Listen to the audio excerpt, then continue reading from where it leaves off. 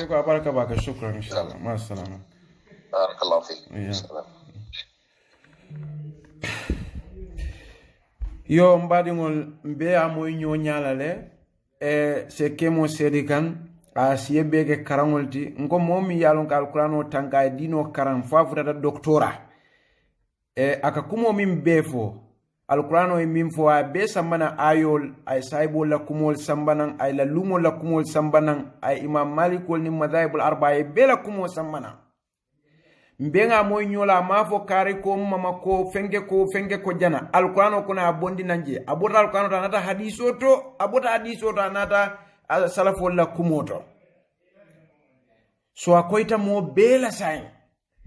yalon modol beje waliye fanke chocho nyinna leti chocho wa idha ra'aita alladhina yakhuduna fi atna fa'arid anhum alal nyakaswal wa'arid anil jahilin fasda bima tumar wa'arid anil jahilin yaje so modol beje min bala fa warta gambia bi ika moja ka fa be diamu la dina ko la katu ate hako soto ka diamu dina ko la tam misil mod ning akoto dingol walla fama dokuma dingol yewol diale kay karandi dinol aba fole man dina karante karandinol abe karande mo amalo bari fenne katra sondo mo kono nidia wole ka bula wobbe fa kana be kol fola be fe mbadingol kila sallallahu alaihi wasallam ala kila le kinan kan dino wakabo ala le bula kamuta kila damale bu sallallahu alaihi wasallam ay minke wala ka ke fembuka lafaje fembuka talaje ngamira teje ha ala fo ya falkano kono idha qala allah wa rasuluhu amran an takuna lahu khayratun min amri wa ati akun qul in kuntum tuhibbuna allah fattabi'uni yuhibbukum allah ha ngabula kila no sallallahu alaihi wasallam akoni bulata no man tafilla akonga fem fulale tu albul ma in tamassaktum bihima falan tadillu min ba'di abada alta fillan ko ma buray ha ako alal alqur'anu anata kila sunno sallallahu alaihi wasallam akonga altu suudo min kona jokola tilibulo laylu akan harwa atil asuudo jokola tilibulo la yazighana illa halik mobuka fili wala fokunna ko aliyo kunna ko lonne ban biya bala fa ka waratu aw karani ngodol ikaja kana dron nko ila smart ni la brain ni la fenkol mi kefo wol kake wokol min do taye wol kewoto for example su nyarolen tapale yale mo jelendolen say yale teta wol kewolto bari dino to mimbe alquran ko na nin kila la sunno sallallahu alaihi wasallam wodda ma ka muta wolto ha nkata songa ke yahudolti alladhina qalu samina ala fon ko hum la yasmauna imamoy ha samina wa atana nyanta wala fula ghufranaka rabbana wa ilaykal masir misil mo ka woleke hanga moy len son dalale bari hani modol ko hani ko fo yeke samudan kolti dron ngo yalo lafta modol dahandla mbari ngamenun fo almalo alkani mirol na lañi hakilol min fo dino la karolante nga jetenne annu niaji be ni hakilo fangola niaji be ni hakilo fon hey dino manki hakiloti de i hakilo fon niaji be ni hakilo fangola hani akamuta alqur'ano ko nanin kila sunno sallallahu alaihi wasallam ay hakilo di manke nyamato ti pour alay min fo ite fon kaje ko alay nyimin fo wala mu toñate wa hakilo ye wotandila kaje ko alay nyimin fo alqur'ano ko wala mu toñate wala nako inma yatadhakkaru ulul albab ha ala subhanahu wa ta'ala ay nyimin fote yi hakilo le yaje ko wala mu toñate kila nyimin fote wala mu toñate bari lafte dahan la ye fan dahan fayla sufol tartanu be kering Greece wol to Kubro Cyprus wol kata wo ma fan wala comme yunan de fenkol le beje fo fayla sufol le siata nunje ye fero be ke kila mirol ni la kol dundi dino kono ka kol la Aristotle bi Talimurto Aflaton wol imam kuno misil mayala ha imam kuno ala de ha imam kuno ye hakiro yusi fengo be yusi korta ka dino ka ngo nin kila sallallahu alaihi wasallam ka fo Ali ibn Abi Talib yako dino manke ngamirati kadu Ali kay ko nata dino mu ngamiral tannon ka samato duma ikatani damina khufoni kawoto masay wala fengira dina ka santo ma kadu duma le kanno ala alfan dahandi ngamira kumwa andu moka kala sondol ma fo mokata diamu dina kuwal bari atray folo yallon ko sekemo yallon nyamina diama muna sekemo jumal babla kata kawando moto fola inafika mali ni lafte fankela SES lonnati wala science lonnati isa jelela isa fa ma kara ye jelela andu ko min kera tonya ka dima SES ni maswol ni size kara imanke moto drive oti imanke computer school manoti imanke denki lalat ha so ni na de ko be denki lo lala folo le be jelele ko nyi wo mala kaminge ha nyunul mi an ke be foten wobe hakilo sonda ko mote wo keno la fata yo kara ye wolondu ni wo mi ye wolon na mi fo ko to tonyale mote itolle be ka kafunyola nen kitabo ni sunno la tadron e ka jay na foko akala intelligent use foyte malon ko moma stupid min kala miro fo dinot ha wo mari stupid bata ala kila kina mol kete kam mira le foje akwa al yawma akmaltu lakum dinakum wa atmamtu alaykum ni'mati wa radaytu lakum islam dina ha bira yo fa arafa ko allahumma ako ala hal ballagt ikon nama ako allahumma fashad dino woti matale femmantuje wala na imam malik afoko nim yalon ko yekuga kila ma minga fa khazam tan nabi sallallahu alaihi wasallam khana risala wotete amira ko kila sallallahu alaihi wasallam ay letaro nyin jamfale ka duide bla dolo jeje wonyanta sukila jenyi bete ata jenyanta folale kila ma woto fo barite la brain ka wokle ite woto jele angalela fenke etondi sexy bear akwai udhamawul min karan dunya kono kila kuol karan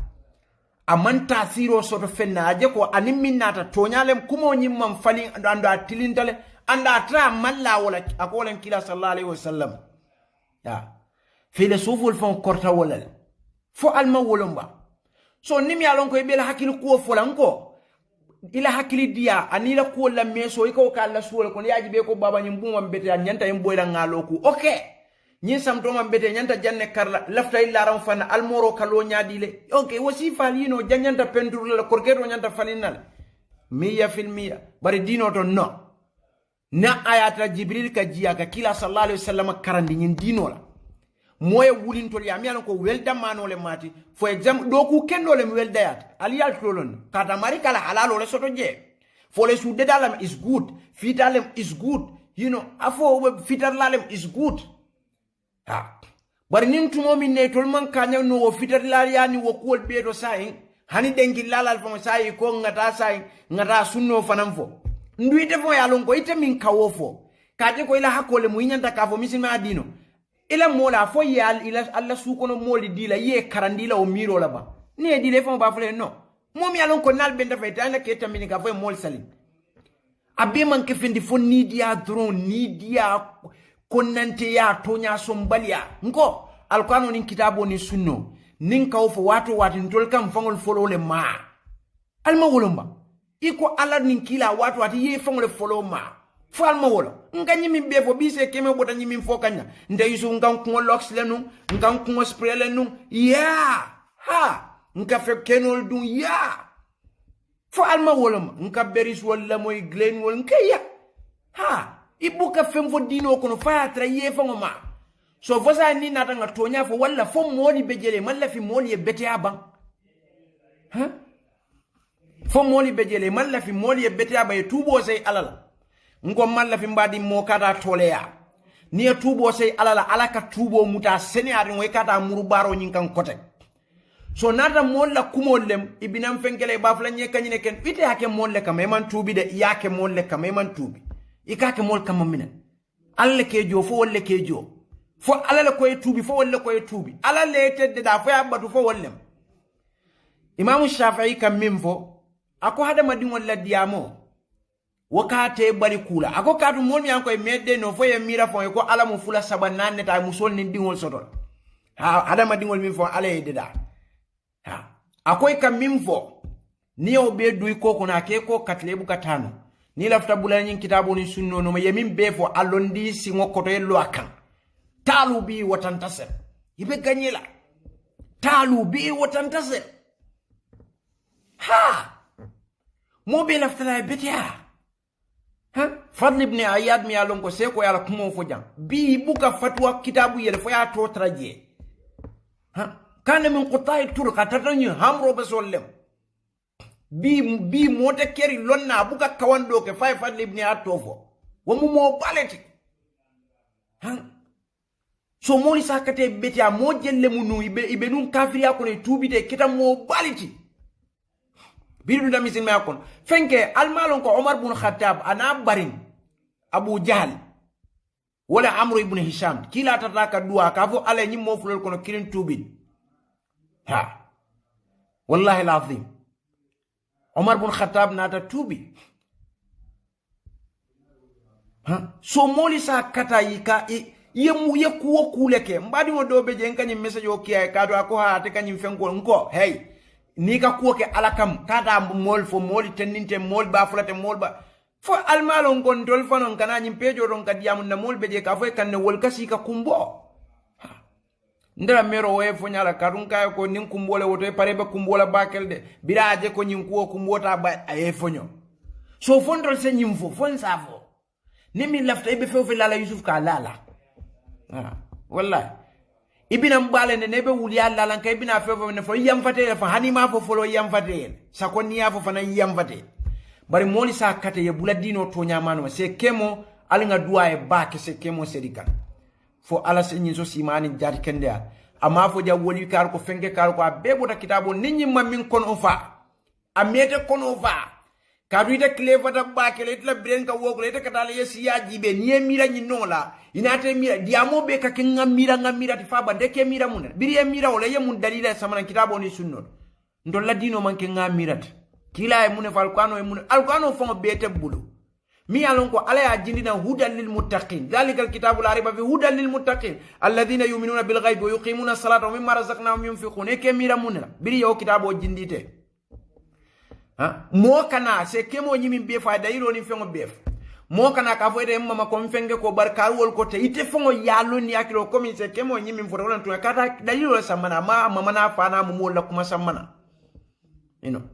bari modol fanam beje wallaftale ye filin dol fanam man kuno wala karol wallafta kila samudan kollet ala e wok fo kila qur'ano kono wa ma samud muhammadi ka samudan kol mi fa deina fo nge kannande bari fastabla ma al huda wala fili bante yale kanu katambi kandola wallaftale fili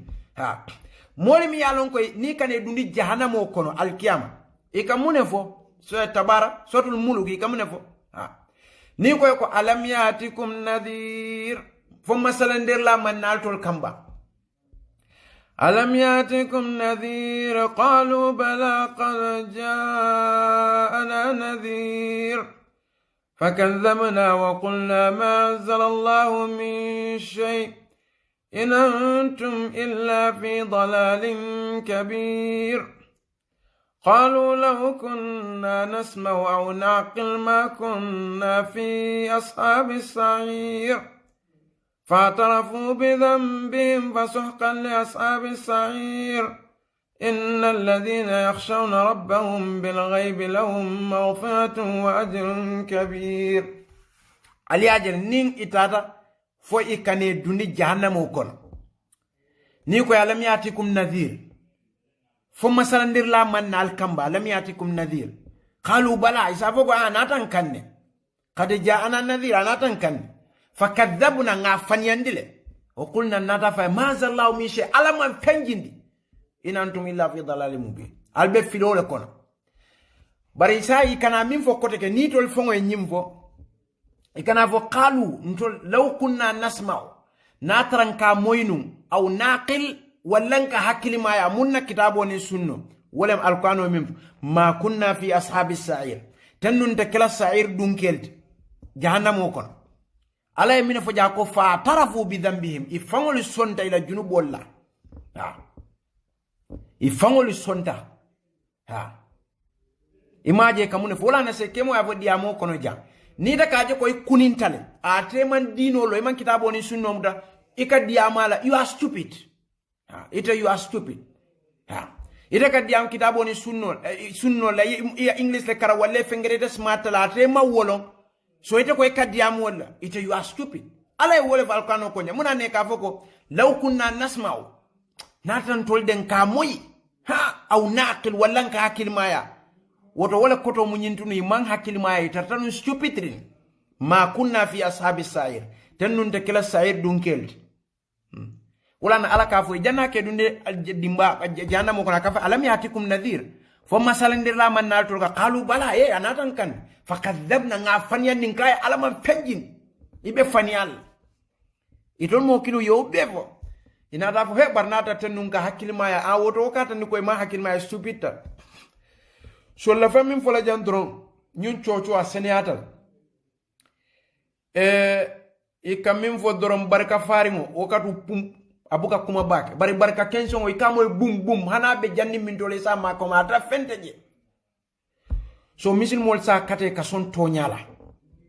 wole mu misil mayat e ka son toñala ila kuwa be la ñinin diro be ke toñat ha al haqq dalatul mu'min musil mo la ñinin fengolen toñat na je dama ka sika ka fatale son sa kata bake kata ke misil manafikol dukare min haram yata ngo aramiyan wala tinna al mamul ka kawando ke wala tinna al qur'ano kan tol kawandi ka je ko benyi min kam be dal ngabula ha hane kawandla na baka kaful al ngabula bari muntumale mo bida fo atekala miro dundi dino ni al qur'ano ni kitabo ni sunno ni al lakira sida dron aya fa law kunna nasma'u naqil natran ka moynu wallan ka hakil maya so atefon la kumoja wala nyindi biabe dunia kono atata stupidrin